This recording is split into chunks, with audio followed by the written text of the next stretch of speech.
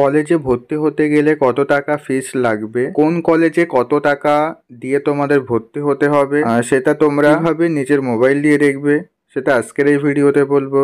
এবং কত দিনের মধ্যে তোমাদের ভর্তি হতে হবে। আগামীকাল তো তোমাদের মেরিট লিস্ট পাবলিশ হবে, তো মেরিট লিস্ট পাবলিশ হওয়ার কত দিনের মধ্যে তোমাদের ভর্তি হতে হবে সেটাও বলে দেবো।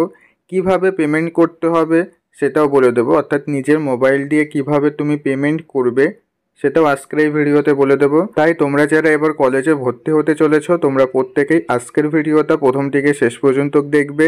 ভিডিওটি ভালো লাগলে ভিডিওতে অবশ্যই একটি লাইক করে দেবে এবং আজকের ভিডিওটা তোমার বন্ধুদের মধ্যেও শেয়ার করে দেবে। ওকে, তাহলে চলো ভিডিওর মেন বিষয়ে আসা যাক। তো ফার্স্টে তোমাদের বলবো যে তোমাদের কলেজে ভর্তি হতে গেলে কত টাকা ফিস দিতে হবে। তো দেখো, প্রত্যেকটা কলেজে কিন্তু আলাদা আলাদা ফিস রয়েছে, কোনো কলেজে ফিস বেশি, কোনো কলেজে ফিস কম। এবার তুমি যেই কলেজে ভর্তি হতে চাইছো বা তোমার যেই কলেজে নাম আসবে, তো সেই কলেজে কত টাকা ফিস দিতে হবে, মানে কত টাকা দিয়ে তোমাকে ভর্তি হতে হবে সেটা কিভাবে দেখবে, তাহলে চলো সেটা তোমাদেরকে আমি দেখিয়ে দিই। তো কোন কলেজে ভর্তি হতে কত টাকা লাগবে সেটা দেখার জন্য তোমাদের প্রত্যেককেই সেন্ট্রালাইজ অ্যাডমিশন পোর্টালে আসতে হবে। এই পোর্টালের লিঙ্কটা ভিডিওর ডিসক্রিপশন বক্সে রয়েছে, লিঙ্কটার উপরে ক্লিক করলে তোমরা সরাসরি এই পেজটাতে চলে আসবে। স্ক্রিনের উপর তোমরা প্রত্যেকেই দেখতে পাচ্ছ। এখানে আসার পরে তোমরা প্রত্যেকেই নিচের দিকে চলে আসবে। একদম নিচে চলে আসলে এখানে দেখো তিনটা অপশন রয়েছে। প্রথমে দেখো রয়েছে সিলেক্ট ডিস্ট্রিক্ট, এখানে তুমি তোমার ডিস্ট্রিক্টটাকে সিলেক্ট করে নাও। এখানে দেখবে অনেক ডিস্ট্রিক্ট রয়েছে, তো আমি এখান থেকে নদিয়াটা চয়েস করে নিচ্ছি। নদিয়া চয়েস করে নেওয়ার পর এখানে দেখো রয়েছে সিলেক্ট প্রোগ্রাম, অর্থাৎ তুমি কোন প্রোগ্রাম কোর্সে ভর্তি হয়েছো, বিএ, বিএসসি না বিকম। তো আমি এখান থেকে শুধুমাত্র বিএ যারা রয়েছে তাদেরটা দেখবো। তো এখানে দেখো লেখা আছে 4 ইয়ার বিএ অনার্স, তো এই অপশনটার উপরে আমি ক্লিক করব। দেন নিচে দেখো সিলেক্ট কলেজ। এবার তুমি কোন কলেজের ভর্তি হতে কত টাকা লাগবে সেটা দেখতে চাইছো, তার জন্য এখান থেকে কলেজটাকে তোমার সিলেক্ট করে নিতে হবে। এখানে দেখো অনেক কলেজ রয়েছে, তো পরপর তুমি এখান থেকে সেই কলেজের নামটা দেখতে পারবে, ডেটে না মর্নিংয়ে ফর্ম ফিল আপ করেছো, তো কোনটার ফিস দেখবে সেটা দেখার জন্য সেই অপশনটার উপর ক্লিক করবে। দেখো প্রথমে আমি দেখছি এখানে চাকদা কলেজ দেখাচ্ছে ডি, তো আমি এখানে ক্লিক করলাম। এখানে ক্লিক করে তো এখানে দেখো নিচে সার্চের অপশন চলে এসছে, এখানে ক্লিক করে দাও। এখানে ক্লিক করে দিলে একটু সময় নেবে। তো এখানে দেখো চাকদা কলেজের পুরো ডিটেলস তোমাদের সামনে চলে এসছে। তো এখানে দেখো রয়েছে বাংলা, তারপরে রয়েছে ইংলিশ, এখানে রয়েছে ইতিহাস, এখানে রয়েছে ফিলোসফি, এখানে রয়েছে পলিটিক্যাল সায়েন্স, এখানে রয়েছে সংস্কৃত। ঠিক আছে, এবার এর মধ্যে তুমি কোনটার দেখবে যে ফিস কত লাগবে সেটা দেখার জন্য এখানে দেখো লেখা আছে কোর্স অ্যান্ড ফিস, এই অপশনের উপর তোমরা প্রত্যেকেই ক্লিক করে দাও। এখানে ক্লিক করে দিলে তোমাদের সামনে এইরকম পেজটা চলে আসবে। তো এখান থেকে তোমরা প্রত্যেকেই দেখে নাও তোমাদের কত টাকা ভর্তির জন্য লাগবে। ঠিক আছে, প্রথম যে লাইনটা দেখছো এটা হচ্ছে তোমাদের এবার ভর্তি হতে কত টাকা দিতে হবে। আর পুরো 8টা সেমিস্টার, তোমাদের প্রত্যেকটা ইয়ারে 2টো করে সেমিস্টার হয়, অর্থাৎ 4 বছরের যেহেতু গ্র্যাজুয়েশন সেক্ষেত্রে তোমাদের 8টা সেমিস্টার হবে। তো 8টা সেমিস্টারে টোটাল তোমাদের কত টাকা লাগবে সেটা দেখো এখানে পাশে লেখা আছে। আর প্রথম সেমিস্টার মানে প্রথম ইয়ারে কত টাকা দিতে হবে সেটা প্রথম লাইনে রয়েছে। তো যারা হচ্ছে তোমার বাংলা মেজর ডেতে ভর্তি হবে চাকদা কলেজে, তাদের কত টাকা ফিস পেমেন্ট করতে হবে, 3,435 টাকা। তো এবার এখানে অনলাইন চার্জ দিয়ে তোমার এটা পড়ে যাবে 3,450 টাকা মতো পড়ে যাবে। ঠিক আছে, এই টাকাটাই তোমাদের অনলাইনের মাধ্যমে পেমেন্ট করতে হবে।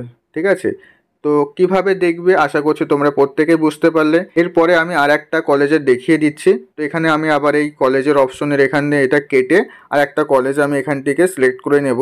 তো এখান থেকে আমি ধরে নিলাম রানাঘাট কলেজ। রানাঘাট কলেজ আমি মর্নিংয়েরটা দেখছি, দিয়ে এখানে সার্চ অপশনে ক্লিক করে দিলাম। এখানে ক্লিক করে দিলে দেখো এখানে মর্নিংয়ে যে সাবজেক্টগুলো রয়েছে রানাঘাট কলেজে সেগুলি দেখিয়ে দিচ্ছে। তো এবার এখান থেকে তুমি যেটা দেখবে সেই অপশনটার উপর ক্লিক করবে। বাংলা রয়েছে, এডুকেশন রয়েছে, ইংলিশ রয়েছে, হিস্ট্রি রয়েছে, ফিলোসফি রয়েছে, পলিটিক্যাল সায়েন্স। তো আমি এখান থেকে পলিটিক্যাল সায়েন্সেরটা দেখবো। তো এখানে কোর্স অ্যান্ড ফিস এই অপশনের উপর ক্লিক করে দিলাম। এখানে ক্লিক করে দিলে আমাদের সামনে কত টাকা পেমেন্ট করতে হবে দেখো সেটা চলে এসছে। তো দেখো প্রথম লাইনে এখানে রয়েছে কত টাকা, 3,260 টাকা। এটা হচ্ছে যারা পলিটিক্যাল সায়েন্স নিয়ে মর্নিংয়ে ভর্তি হবে তাদের এই 3,260 টাকা অনলাইনে পেমেন্ট করতে হবে। ঠিক আছে, তো পেমেন্ট কিভাবে করতে হবে সেটা নিয়ে আমি এরপরে একটা ভিডিও দিয়ে দিচ্ছি, তোমরা সেই ভিডিওটা দেখে নেবে, নিজেদের মোবাইল দিয়েই খুব সহজে ভর্তির টাকাটি কাটিয়ে নিতে পারবে। ওকে, আর এখানে যে টাকা বলছে এই টাকাতেই তোমাদের দিতে হবে, এর থেকে কেউ যদি বলে যে বেশি টাকা লাগবে সেটা কিন্তু তোমরা কাউকে দেবে না। এখানে ভর্তি হতে যেই টাকাটা দেখাচ্ছে সেখান থেকে তোমরা 50 টাকা মতো বেশি দেবে, কারণ অনলাইন চার্জ রয়েছে। আর যদি অনলাইনের দোকানে যে করো তারা একটা চার্জ নেবে, ঠিক আছে। তো সেগুলো দিয়ে তুমি 100 টাকা বেশি ধরে রাখবে, নিয়ে তারপরে কম্পিউটারের দোকানে যে পেমেন্ট করবে। আর যদি তোমার মোবাইলে পেমেন্টের অপশন থাকে, অ্যাকাউন্টে টাকা থাকে, তাহলে নিজের মোবাইল দিয়ে পেমেন্ট করে নিতে পারবে, সেক্ষেত্রে কম টাকার মধ্যেই হয়ে যাবে। আর যদি কেউ বলে যে তোমাকে অনেক টাকা বেশি দিতে হবে ভর্তি হওয়ার জন্য, এই কাজটা কিন্তু তোমরা কেউ করবে না, ঠিক আছে। তো আশা করছি তোমরা প্রত্যেকেই বিষয়টা বুঝতে পারলে যে কোন কলেজে ভর্তি হতে কত টাকা ফিস দিতে হবে। এবার আসা যাক যে তোমাদের কত দিনের মধ্যে ভর্তি হতে হবে। ওকে, তো আগামীকাল থেকে মেরিট লিস্ট পাবলিশ হবে। মেরিট লিস্ট পাবলিশ হলেই তোমার কোন কলেজে তুমি চান্স পেলে সেটা দেখিয়ে দেবে, এবার সেই কলেজে কত টাকা পেমেন্ট করতে হবে সেটা পেমেন্ট করতে পারবে। এবার কত দিনের মধ্যে ভর্তি হতে হবে, 12 তারিখ থেকে 18 তারিখ পর্যন্ত তোমাদের প্রথম দফায়, অর্থাৎ প্রথম যে মেরিট লিস্ট বেরোবে সেই লিস্টে যাদের যাদের নাম আসবে তাদের প্রত্যেককেই ভর্তি হতে হবে, ঠিক আছে। 12 থেকে 18 তারিখের মধ্যে তোমাদের প্রত্যেককেই ভর্তি হয়ে যেতে হবে। এবার তোমাদের বলবো যে কলেজে ভর্তির জন্য পেমেন্ট কিভাবে করবে। তো পেমেন্ট করার জন্য তোমাদের প্রথমেই এই অ্যাপ্লিকেশন আইডি পাসওয়ার্ড দিয়ে লগ ইন করে নিতে হবে তোমাদের নিজেদের প্রোফাইল লগ ইন করে নিলে সেখানে যদি তোমার কোনো কলেজে নাম আসে, তো নাম আসলে ওখানে দেখবে নিচে পেমেন্টের অপশন দিয়ে দেবে, সেখান থেকে তোমরা খুব সহজেই পেমেন্ট করে নিতে পারবে। তো পেমেন্ট কিভাবে করতে হয় সেটা নিয়ে আমি এর পরে একটা ফুল ডিটেলসে ভিডিও দিয়ে দিচ্ছি, তো সেই ভিডিওটা দেখে তোমরা প্রত্যেকেই বুঝে যেতে পারবে কিভাবে পেমেন্ট করতে হয়। ওকে, তো এই ছিল আজকের ভিডিওটা ভালো লাগলে ভিডিওতে অবশ্যই একটি লাইক করে দিও। এর পরবর্তী সমস্ত আপডেট পেতে তোমরা অবশ্যই আমাদের এই চ্যানেলটিকে সাবস্ক্রাইব করে রেখে দিও। তারপর দেখা হচ্ছে পরবর্তী ভিডিওতে, তোমরা সবাই ভালো থেকো।